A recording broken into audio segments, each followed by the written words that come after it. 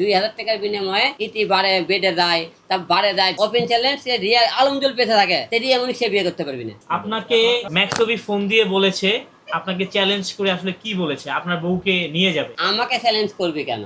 সে হলে যে আপনাকে কালকে মিডিয়াতে বলেছে যে হিরো আলমে রিয়া মনিরুল আজই স্বাভাবিক ভাবে মনে করেন আসে, এমনি আসে বলে বিয়ে করতে, বিয়ে করবি না। কেমন করে করবি? সে বলেছে আলমের সাথে যদি একটা ভেদাল হয়, সে যে কোনো একটা হট্টগোলে ভেদাল করে আসলে সে তাকে বিয়ে করবে কথা। আমার প্রশ্ন হলো যে সে রানিং আমার ঘরে এখন বউ আছে, সংসার করতেছে, সে যখনই এই কথা বলতেছে তাহলে আপনারা বুঝে নিন সে অবশ্যই হিরো আলম মেরে ফেলে দিতে চাই। আরে হিরো আলম মারা গেলে সে তাকে বিয়ে করবে। সে বলেছিল আরও একটা কথা, সে হিরো আলম তার বউকে সে সম্মান দিয়ে কথাবার্তা বলে না। সে ম্যাচ ছবি 2 দিন আগে আপনাদের সাংবাদিকের সামনে বলেছে 2000 টাকার বিনিময়ে ইতি বাড়ে বেডে দেয়, তা বাড়ে দেয়, বিভিন্ন ছেলে সাথে তার সম্পর্ক ছিল বলে তার সাথে সে সংসার করবে না। তো সে তার বউ কয়বার আপনার সম্মান দিয়ে কথা বলে? আপনি এর আগে কিন্তু বলেছিলাম হিরো আলম যতদিন বেঁচে আছে সে রিয়া মনিকে কোন সে বিয়ে করতে পারবে না। রিয়া মনিক সে জীবনে মনে করেন স্বপ্নই দেখে যাবে।